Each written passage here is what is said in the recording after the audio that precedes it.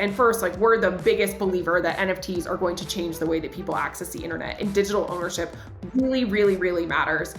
Some things are priced crazy high today. A lot of those are not going to maintain the current valuation, but some of them will.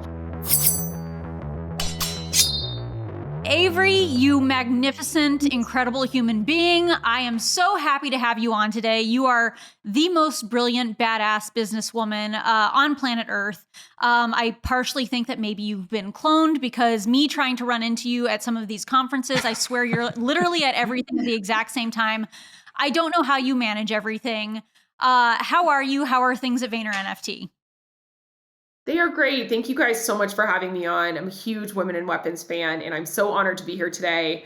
Everything at VaynerNFT is great. We are getting fired up for VCon, where Sarah will be joining us really soon. So we're really excited about the final countdown for that. Under 2 weeks left. That's so crazy and so exciting. Avery, speaking of VCon, give us the alpha. What can people expect for the listeners that don't know too much about it? Like, what's going on? Who are the big speakers? What are you most excited about at VCon? I'm most excited for bringing Gary's community together with some really influential leading people across the Web3 world and the world of sort of mainstream pop culture. I think Gary and his team have done an incredible job of curating something that's so super special, and bringing in all different types of partners, whether it's incredible artists, incredible collectors, people who just want to learn. We've had a huge giveaway strategy for tickets to people who are interested in getting into the world of Web3, some leading brands who want to get into it, all in Minneapolis, Minnesota, which I think it will be many people who are attending the conference. It'll be their first time in Minneapolis, so a place where we're really excited to gather everybody. And what I'm most excited for is actually bringing together some people IRL, a lot of our favorite people from different walks of life, all under one giant roof at this incredible conference. That's what I think is so cool about it, and something that I feel like someone like Gary is especially skilled at doing, is bringing together people from literally, like you said, all walks of life. I mean, we've got content creators, celebrities, singers, we've got artists like myself, we've got the Web3 and the NFT community. I am just already anticipating that it's going to be an absolute blowout, total blast. I'm, beyond excited about it. And my second time in Minneapolis, which, if I can say, I really like Minneapolis, so I'm super stoked about it. I'm super stoked about Minneapolis too. It was a little bit of a curveball. We were talking about some big cities where people have been to a lot of conferences, like our hometown, New York, Miami. Then we went there, Gary went with Minneapolis, and I've been super excited ever since to explore it a little bit more and get to know the Twin Cities. Yes. So freaking excited. By the way, shout out to Veefriends. I'm wearing my Ambitious Angel shirt. It is buttery soft, and I absolutely love it. I can't wait to meet all of my Veefriends family there. We've just met specifically through Gary. I think one of the most wonderful group of humans. Yeah. And 100%. I mean, I just couldn't be more excited to see everybody there. I mean, correct me if I'm wrong, Avery, but it's going to be now, I guess, 10,000 individuals here, and all of them just wonderful. So, I mean, I just absolutely can't wait. So it's going to be a lot of fun. And kind of a sidebar, Avery, congratulations on your coda. That was a good pull. I was super excited. I feel everybody says this, but I feel like I never win raffles. And I was like, oh my God, I got a coda on my Mutant Land, which is going to be very exciting. Obviously, last weekend was a huge weekend in the world of NFTs, biggest sale ever by many, many multiples. But beyond that, I'm just excited to see where this world develops in the future. Oh my gosh, we are so stoked about it. And actually, I don't know if you're familiar with Josh Bobrowski on Twitter, but he's one of our, okay. Yeah. He's amazing. We love him to bits. And he did a post the other day on Twitter, which our lovely wizard behind the camera, Steph, I think he can bring up the tweet later. But basically it said, therapist. So you spent your magic internet money on what? And Josh wrote, imaginary land. And then the therapist was like, and you're looking for what? And he was like, codas. They're very rare. And I was like, this pretty much explains it all. This is exactly whenever I talk to my friends who are non-Web3, they're like, you're doing what? You're buying land where? I don't understand. You spent how much money? And it's like, don't worry about it. I got this. We figured it all out. We're good. Yeah, exactly. And Eve is an Eve. My husband was definitely and we have to leave dinner early on Saturday night because you have to do something with your monkey picture again. And I was like, yes, I have to get my computer. You've nailed it. There might be before, which there was. So anyway, it is a little bit of a wild world to people who are not as into it as we are. But Sarah, you're one of the pioneers, and I couldn't admire more what you're building with your community. I know you have amazing collectors in your group like Josh and many others. We actually had a Twitter space a couple of days ago, and one of our clients a VaynerNFT client who runs whiskey for Johnny Walker actually was rocking a Women in Weapons. We saw that. Oh my gosh, we saw that. We were amazing. so excited. I was like, yeah, Sophie, that's what's up. You go, girl. Did we just become best friends in a Twitter space immediately? I think we definitely did. Somebody sent me a screenshot of the Twitter spaces and they were like, oh my God, there's like a whole Women in Weapons reunion happening in here. And it was like myself, it was Women in Weapons, it was some of the Johnny Walker and some of the VNFT fam. And like everybody was kind of like clumped together with their Women in Weapons PFPs. And I was like, yes, represent. Yes, get it. Avery, this just reminded me. Do you want to hear a gross story about that land sale that we experienced? Please. Well, I mean, I don't want to hear gross stories. She's like, yes, please, I love gross stories. It's a gross story. So we, as business owners at Women in Weapons, this is truly distressing, by the way. Had to participate, right, in the land sale because obviously we're interested in any way we can bringing Women in Weapons into what could be an enormous metaverse play. And so we bought 2 pieces of land and we thought as reasonable business owners, let's list one for sale, right? Let's list one for sale. So we did. Let's be safe. Let's make safe choices. We were like, if it sells, great. We'll recuperate our investment. If it doesn't, that's okay too. We listed one. The reveal happened. It sold immediately. And we listed it for something crazy like 12 ETH. And might I say, like, the reveal happened like really quickly. Yeah. I mean, it was like notification of reveal. And it was like, we're just so busy. We just, we didn't get to keep up on it. And so anyways, the reveal happened. And I think actually our wizard behind the camera, very handsome Steph, actually said, hey, did you get a code on one of your lands? Well, one of our lands was gone. The other one had sold really, really quickly. Come to find out, we researched that land. It had one coda, maybe a mega coda, and one artifact. We sold it for 12 ETH. I think those are going for like 25 to 100 ETH right now. We sold it unrevealed. Oh my God. Yeah, not gonna lie. We're being safe business owners. Take your profits, keep building, can't look backwards. Avery, that's the best way to look at it. We're so responsible business owners at Women in Weapons here. So also it's kind of like how over the top is it to be upset about the fact that it sold, even though like we recouped, the money that we put in and we made some truly it's a blessing. Like there's no reason to be upset or complain, but it's just kind of like a pseudo dagger to the heart moment. But goal set and goal achieved, right? I mean, we recuperated our investment and still get to partake and see how we can get involved. But, Avery, that does make me kind of think, we lived in this tight-knit bubble, and it, to Josh's tweet and everything like that, it sounds crazy to everyone. And you have your finger on the pulse. Like, what is it going to take to get mass adoption at scale? How far off do you think we are of individuals, beyond just land sales and looking for rare codas? Do you think the average person is going to start to get involved? Yeah, that's a really good question. I think about this all the time because one of our big ambitions at Vayner and within VaynerNFT is to help bring more people into the wonderful world of NFTs. Yeah. I think we've seen a lot of it, like NFT was a word of the year in 2021, and a lot of the numbers that we see from sales perspective are staggering, but it's with a very small community. It's with a really small group.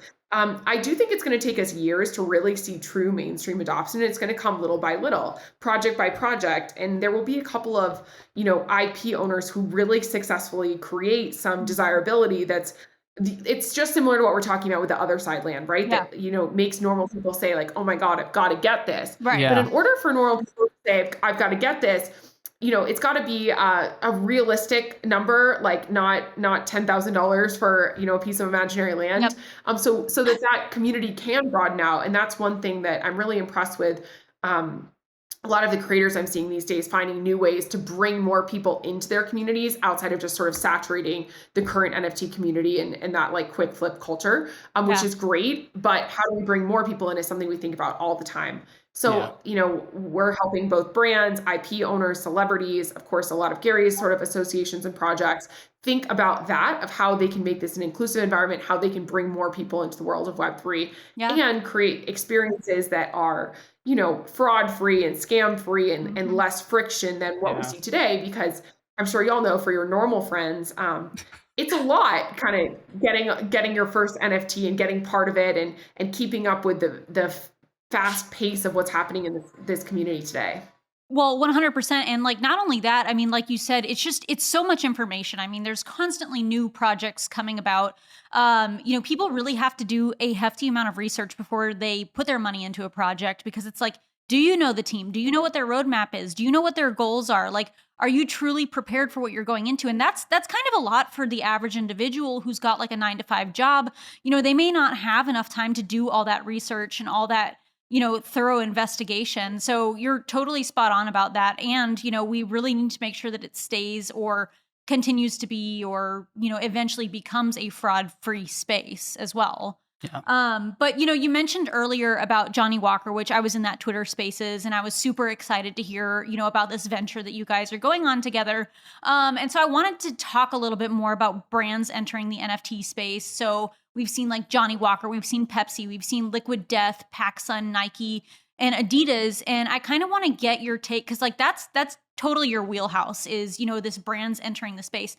I want to kind of get your take and a little bit of input about like brands entering. How do they do it well? How do they do it meaningfully? Like, what is your recommendation? What is what you're seeing, like some of the stats and everything? Yeah, I'll break this into a couple of steps because we've spent a ton of time educating different organizations about how to think about NFTs. And first, like, we're the biggest believer that NFTs are going to change the way that people access the internet, and Yeah. digital ownership really, really, really matters. Some things are priced crazy high today. A lot of those are not going to maintain the current valuation, but some of them will. Mhm. And some of them will be these projects that also become like meaningful IP that infiltrates into mainstream society, right? So the way I always encourage enterprises and anyone who has their own community in the world of, normal, not even Web 2, but just in general has an IP that stands for something, is first to really learn about what's happening in this world of Web 3 today, to really Yep. spend time doing the homework. I just had lunch with a famous artist, and he was wanting to do an NFT collection. And I asked him, do you have an NFT? No. Okay, or have you looked into this on Twitter and on Discord? And he was like, well, I know people who've sold these and I think I can do X, Y, and Z. I was like, come back to me when you've spent your time researching this Yeah. and understanding what this community is all about, and understanding why digital ownership matters, and Right. what defines a successful project versus a not one. And there's a lot of ways to do your research, right? And there's many ways to approach this, but do your homework really, really matters. Next, think about how you can authentically participate in the community. And that Yeah. can mean a lot of different things. It might mean you're doing an epic collaboration with Sarah Bowman from Women in Weapons, and supporting an artist in the space, like we did with Tinder a couple months ago. Yeah. It could mean you're buying an NFT and you're having that in your wallet. It could mean an ENS domain. Could mean you're taking crypto, like Gucci just announced they're starting to do. Yes. But authentically participating in the space matters before you start going to launch a project. A lot of people just see these dollar signs and they think, I want to launch a project and make money. And you have to have step 1 and 2 before you get to that third step. And when you start to get to that third step of whether that's commercializing or creating a community, or some combination of both, ideally, you have to think about what's your unique value add. Why are people going to want to buy a Nike NFT, or a Budweiser NFT, or a Pepsi NFT, or whatever it is, right? Like, why should they want that? And what can you uniquely add that's true to who you are as an organization or a brand or a celebrity, and also is interesting. So think about how you can add value. And then think about the utility part that comes with that. Yeah. What does your roadmap look like? And it doesn't have to be announced to the public, but like, you have to know in your own sort of internal planning, is there going to be a physical component? Is there going to be events? Is there going to be special access? Is there going to be, some exclusive Discord channels? Like, what can you actually deliver in terms of value? And thinking about that before you do the mint instead of after, I think is important. Yes. And then once you've got kind of your game plan, doing a mint, being really thoughtful about it. I think we've seen a lot of negative stuff happening with different mints, especially those that are highly sought after. Gas wars, a lot of money wasted, a lot of people trying to use bots and do nefarious things. So being super thoughtful of working with a technical partner, investing in having someone audit your contract, and really think through ways to make sure that there's no type of minting disaster, which we've seen happen to a lot of folks, unfortunately. And then once you've got a good mint, then the real work begins. And I always tell people that, because minting out is literally you're at the starting line, Yes. not the finish line. You all know this better than anyone. 100%. It's a marathon, it's not a sprint. It's, there's a lot of work that comes after it, and then you actually have to start delivering upon that roadmap.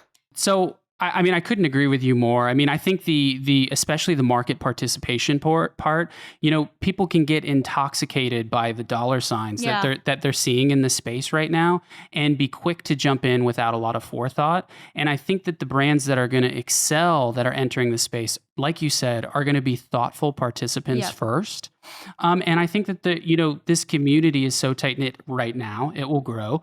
But I think they can sense inauthenticity. And I think that, partnering with and leveraging, like you said, and like the Tinder partnership with Sarah, leveraging people that are established in this space to learn from and partner with is just one of the absolute best strategies. And I know you guys are doing that the best at VaynerNFT. And I think it's really, really just the best way to go about it. But as someone with their finger on the pulse of the NFT space right now, who's doing something just super interesting in your eyes that has piqued your interest, and why right now, and the past couple weeks, or things that you think are coming up? Okay, that's a really good question. There are so many people that I think are building interesting stuff, from people building in the music space, Yes. whether that's what Lau is building with Royal IO. I think that's incredibly interesting, and solving a real problem that actually exists for artists, which is great, instead of just developing digital collectibles, which are lovely. But I love what Lau is doing with Royal IO. I also am a huge fan of these sort of utility-backed NFTs that are, I think we're starting to see this heavily driven by Kevin Rose, who's clearly a pioneer in the space and has done incredible work. We're starting to see things like Something Token, which is backed by Alexis Ohanian, or the Collector Pass, which I just got off the phone with Brennan. Brilliant. Brennan Mulligan, who's brilliant. I love those because I think they're putting a real application and use case behind NFTs beyond digital collectibles. And I love to see that kind of building up and starting to proliferate as an emerging real sort of category of NFTs. So I'm really stoked on what's happening in all of those. 100%. And I think it's kind of really interesting also, how you were talking about utility and how it's kind of important to plan what your utility is before you launch. And I think that we have some ideas of what utility is currently. Is it events? Is it discounts? Is it access? Is it a specific Discord for just members? But I think that there's going to also be a lot of forms of utility that maybe we can't even fathom just yet. Just kind of like the inception of the internet. There were a lot of aspects to the inception of the internet that at that point in time, we really couldn't have fathomed, how broad it would be in 20 years. And I think that that's kind of the point that we're at now. That's exactly right. And we're seeing these very, I don't know if you guys remember when there was the app that was Yo on your phone. There was just yo. Oh, That's yeah. what it was. We're that point where a lot of the stuff you see today, you're this is not the future. But apps were the future. It just wasn't that particular app. So I think we're at these early days, and we're starting to see some real winners sort of pop out. And I think, I'll talk a little bit about Veefriends, because I think what Gary's building there is a very differentiated model. And, he drew all of the characters, and he has no Sarah Bowman when it comes to artistry, right? But dang, Gary roasted on the Good Humans with Wow. Gary's artistic talent. You know what I want before you continue it with that, Avery, I want to hear the rest of your thought, but I really do like that he authentically did it from him, and he's going to build this meaningful IP out. His Series 2 is kind of an extension of that, but I love that it came from him. And I think that when we look back, at the Mickey Mouse drawings from the beginning, I think there's something special that it just came from him, even if people want to rag on the art. It adds to that, again, the importance of the authenticity factor. 100%. And, what is more authentic than Gary literally sitting at his desk, grabbing a Sharpie, out of his pen container and drawing one of these characters on his own. But sorry, we didn't mean to jump in there. Go ahead, Avery. Please. I apologize. I couldn't agree more. I think you guys took words out of my mouth. I think it's really authentic. I think the style at that time, was about a year ago, actually was supposed to launch on 5/5 of last year. It ended up being a couple of days into May, but it's funny, it's nostalgic. It's actually exactly a year ago today. Oh my But gosh, I think yeah. Gary drawing each of those was really important. And then the evolution of that now into series 2, and you guys will see a lot of the cool stuff coming